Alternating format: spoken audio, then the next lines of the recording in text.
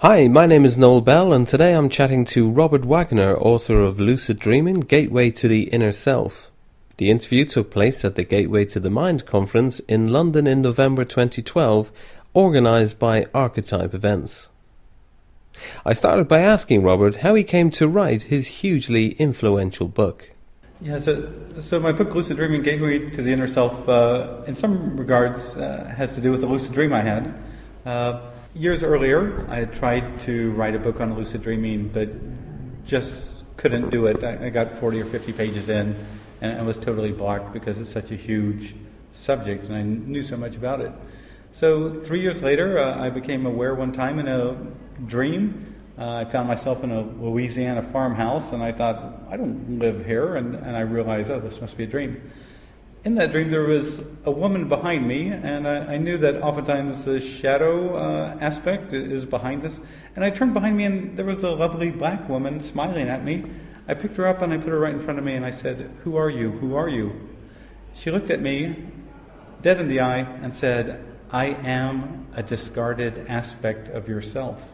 So lucidly aware, I had to think, how do you respond to a discarded aspect? And I totally opened up with love and compassion and accepted her, whereupon she all of a sudden began to shrink down to wisp of colored light that entered my torso and made me wake up. When I woke up, I realized I was different somehow, and a week later I realized that every day that week I thought about, I should try to write a book on lucid dreaming again. And so it was like I had reintegrated with that discarded energy, and now I felt like I could actually do it, that I could actually write a book on lucid dreaming. And so I carved out some time, and I sat down, and eventually I began to write. And how has it changed, or has it changed your life, the actual book? You know, it has. It was interesting writing it. At a certain point, I realized I was running out of time, and I had so many thoughts in my mind that I kind of became word blind, just like an Eskimo becomes snow blind. I just began to write without thinking so much, and I felt in many regards guided as I was writing the book. And so I was quite shocked at the end of it that I actually had accomplished it, and that it's been so well received. It's changed me in as much as interacting with so many people from around the world, hearing about their experiences, especially the experienced lucid dreamers, to hear them echo many of my comments and thank me for giving words to experiences that they'd never had the chance to verbalize. That's been just extraordinarily rewarding. It was interesting after the book came, as the book was getting ready to come out, I began to have a series of gifting dreams. And I think all these gifting dreams of people known and unknown giving me gifts and thousands of gifts were all these future thanks and future connections that I was to make with all these people who had read my book. In your excellent talk earlier, you mentioned that lucid dreaming can be a treatment for PTSD. Right. Some psychotherapists realize that the aspect of recurring nightmares within PTSD, that lucid dreaming might assist with ending the recurring nightmares. And normally what they find is when they teach their clients how to become consciously aware in their nightmare experience, that normally one lucid dream, one time of becoming consciously aware and facing the nightmare figure will radically reduce the amount of recurring nightmares they have. And sometimes altogether, sometimes they never have that nightmare ever again. So I think just having that moment of awareness in the subconscious, facing the fear, and realizing its illusory quality is transformative for many of these people, and they regain their normal sleep life. Now, it's not to say they don't get over all the other aspects of PTSD, but it is to say that they regain their sleep life, which for many of them is very important towards furthering their healing. Now, you mentioned counselling and psychotherapy, and invariably, like in America, like in Western Europe, common presenting issues are anxiety and depression. So for anxiety, you mentioned in your talk of saying to a dream, hey, I want to be free of anxiety for a week. Can you elaborate on that? Yeah, so a young woman who's a wonderful lucid dreamer asked me if I thought anxiety could be resolved in a lucid dream by using lucid dreaming. So I suggested to her, the next time she became lucidly aware, just ignore the dream figures, ignore the setting, and just shout out to the awareness behind the dream, her subliminal self, or her inner self, if you will. Hey, I want to be free of anxiety for 1 week. And she told me when she woke up that after doing this in a lucid dream, she woke up and she felt like a different person. She said it was like she remembered what it was like to be a little girl when she had no anxiety. And for her, that was an incredible experience. And so she repeated this week after week and finally had her normal quarterly or biannual meeting with her psychiatrist. And the psychiatrist immediately said, "What's happened to you? You don't have any anxiety anymore." He could immediately just see in her way. And he told her, she mentioned that she was doing this in lucid dreaming, and he didn't know what lucid dreaming was and was quite shocked to think that a person could actually do this. One question I'd have for you, invariably any treatment model like in the States or in Western Europe, we're looking for, or at least governments, right, and on an organizational setting are looking for the evidence base. Right. So lucid dreaming as a therapeutic use, there's probably been 7-8 papers on it, and most of those papers, I think all of the papers, are about using lucid dreaming to combat recurring nightmares for PTSD. What I'm trying to bring out is theoretically, if you can end recurring nightmares from a lucid dream state, why can't you, consciously aware in the subconscious mind, why can't you also begin to heal on an emotional level anxiety, phobias, obsessive compulsive disorder, all these things? Because to the mind, the mental experience of it is so powerful when it occurs in the lucid dream state. Oftentimes the Buddhists say that an action performed in the lucid dream state is 9 times more powerful than one performed at the level of waking, just because you're already at this deep level of awareness. So you're right, we need evidence if this is ever going to make it into mainstream therapeutic techniques. But for my part, I'm just getting the idea out there. Sure. and finding other lucid dreamers who've had these experiences and have been benefited by them. Just want to touch briefly on the issue of stigma. We just heard an excellent talk from Michael Katz. Now, he mentioned that his base, if you like, in presidential voting terms, would be a conference like this. Is that the same? So is there any difference between, the openness of Americans towards therapy has been way more advanced than Europeans, I would have thought. Americans are, yes, I have a therapist, and they're all very open about it. What about lucid dreams? Is it that you're seen as freaks over there as you can be here? So I think throughout the Western culture, dreams over time have been devalued. Of course, Freud and Jung, in their heyday, had kind of re-emphasized the importance of dreams as the royal road to the unconscious, and also as a gateway of understanding the psyche, the levels of psychical awareness, the nature of complexes and various things. So on one level, the only one who values dreams anymore is basically the psychological and therapeutic community to a large degree, to a vast degree. And so part of all of this and getting lucid dreaming integrated more into normal society is kind of dealing with this new group of people who have become aware of it. Now that for 30 years it's been scientifically validated, when they do research of college students and ask them, have you ever become consciously aware in a dream? The International Journal of Dream Research reports that basically about 70% of college students around the world report at least one time they've become consciously aware within a dream. And then when they ask if you've become consciously aware within a dream at least once a month, then it drops down quite a bit to I think it was 14% of that sample. But if this practice is becoming better and better known in the world now, it just requires people to take the practice into a scientific setting, into a therapeutic usage, and begin to get people to work with it, because the early results or the anecdotes are very, very promising. Now we had a bite to eat. I forced you down long walking down Exhibition Road. We caught a bite to eat in a Chinese. I was briefly mentioning a dream I had of suffocation. Right.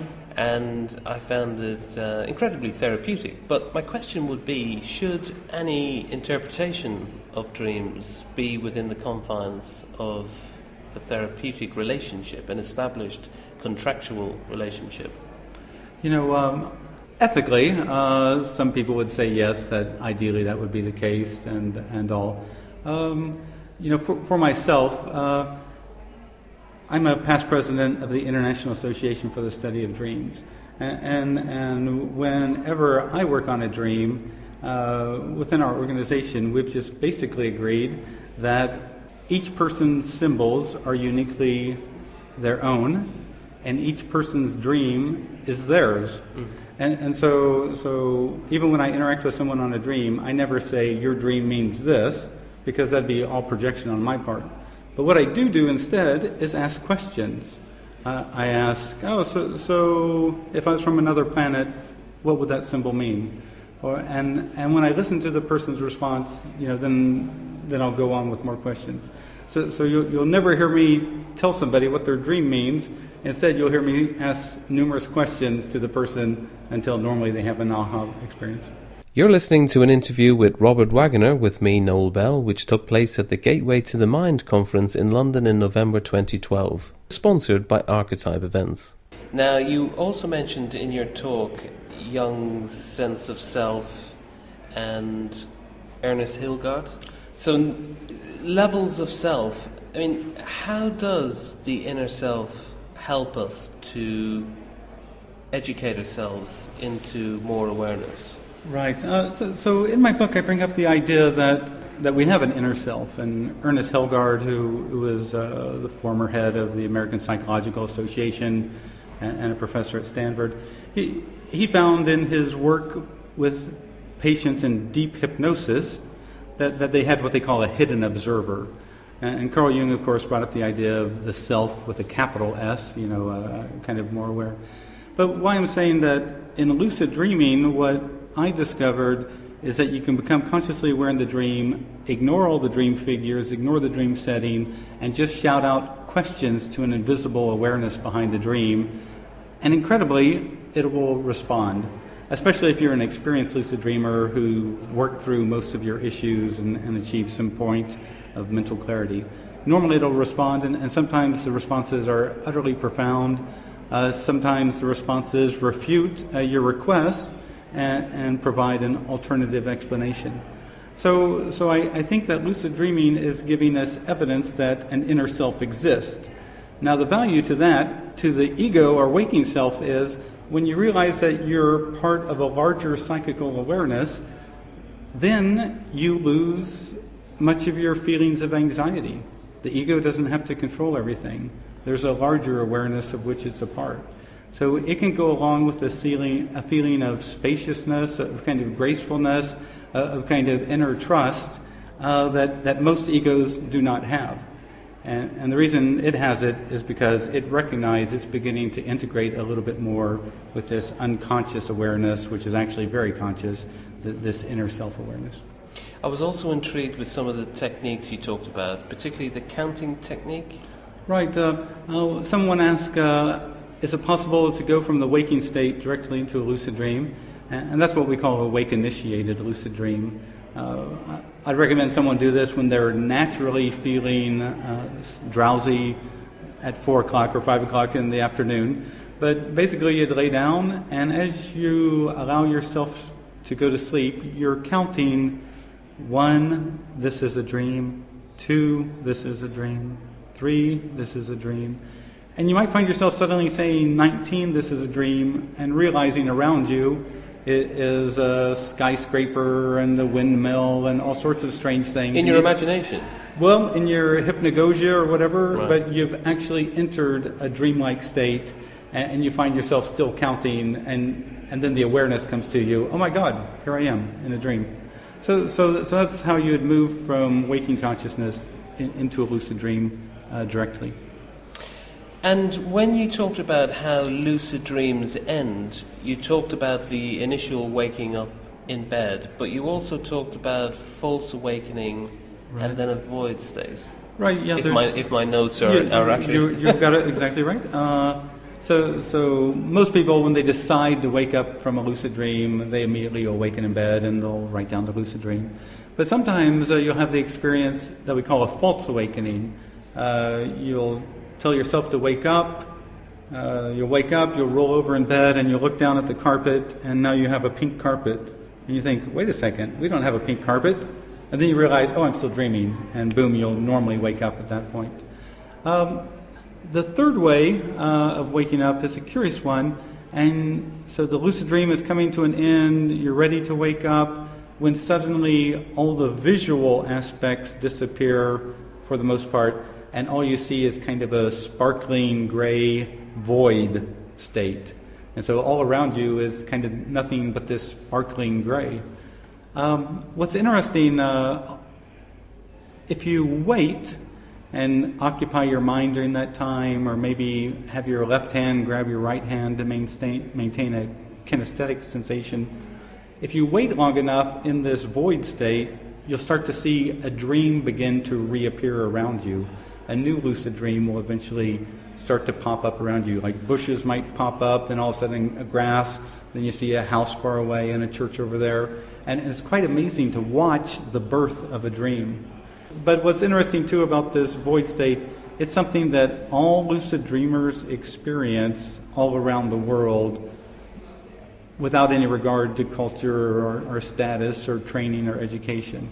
And so it makes you wonder, why exactly does that state appear? And what does that have to do with lucid dreaming? Is lucid dreaming a different dimension of actuality, of experienced actuality, or is there something more going on here? You mentioned in your talk as well about, this is my interpretation, is that the ideal to get to is to consistently examine your environment. Right. What I'm trying to get to here is the secret to lucid dreaming, if there is a secret that I've discovered so far, is what I call developing a lucid mindset. And so this is a waking practice that will carry over into the dream state and help you become lucidly aware. So to develop a lucid mindset means a persistent daytime habit of examining all perceived realities, all perceived experiences, or examining your mental state. And so, for example, a woman who I ran into who had lucid dreams all the time told me that she had a neurotic habit that helped her. She would constantly ask herself 20 times a day, what was I just doing? What was I just doing? And then she'd have to remember. So what would happen, in the dream, she'd be doing something, and then she would ask herself, what was I just doing? And she remembered, oh yeah, I was putting on my pajamas. This must be a dream. So she'd become lucid at that point. So she had this mental mindset of examining her mind, of what had been active in her mind. But you can also do it as well by, during the day, asking yourself, how is it that I'm experiencing this? If you're a person who believes in the law of attraction, for example, you know, what attracted this event to me? Why did I see that cab driver argue with that young man? Why did I see that guy on that bicycle almost hit a woman? You know, what's attracting these events to me? Then what will happen in the dream state, you'll be going along and you'll see something strange and you'll say, why did I attract that to my experience? And then you realize, oh, this is a dream. That was just too strange. And you'll become lucidly aware. So developing a lucid mindset, I think, is at the fundamental base of what they teach these people in the Dream Yoga Monastery, which is looking at all the world as a dream. Not that it's not important, but as a mental creation. When you begin to look at the world as a mental creation, then it's much easier to see that the dream is also a mental creation, is a product of the conscious and unconscious minds. What about dealing with negative core beliefs? Cognitive behavior therapy and the ABC model traditionally, gets in there to understand what your negative core beliefs are from an activating event, and then you work to reconstitute that. Right. One of the beautiful things about lucid dreaming that most beginners do not understand is that in virtually all lucid dreams, you're being taught a lesson, if you're wise enough to understand it. Oftentimes at the very beginning, you'll see habitual behaviors. And you'll see that you'll never go further in lucid dreaming until you let go of these habitual behaviors.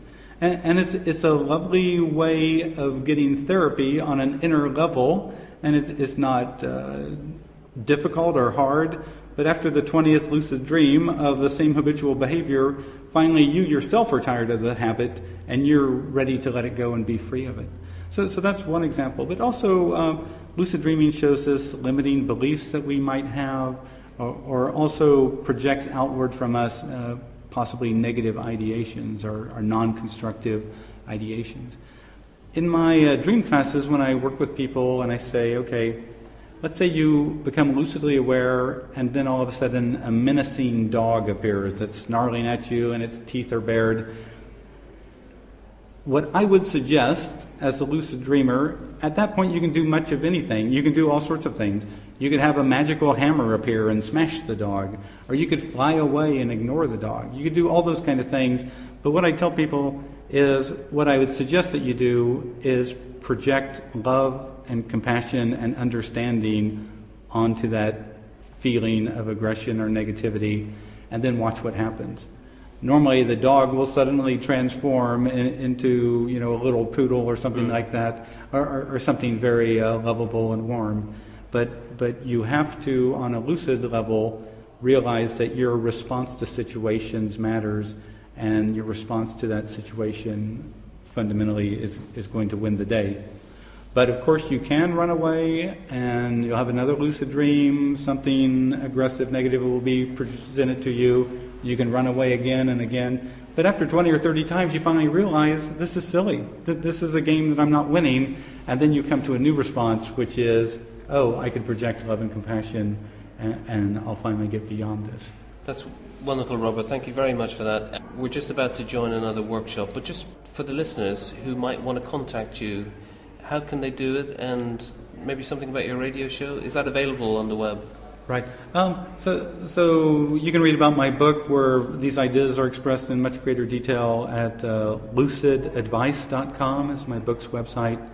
Also, I produce a magazine called Lucid Dreaming Experience, which you can find at luciddreammagazine.com and read like the past 3 years of issues. But in all of this, what I'm trying to say about lucid dreaming, it's an incredible journey of depth and experience as we explore our own psyche, and also to a large degree explore what I feel is the true nature of reality. Thank you very much. Oh, thanks for having me. You've been listening to an interview with Robert Waggoner. For more podcasts, please visit noelbell.net/podcasts.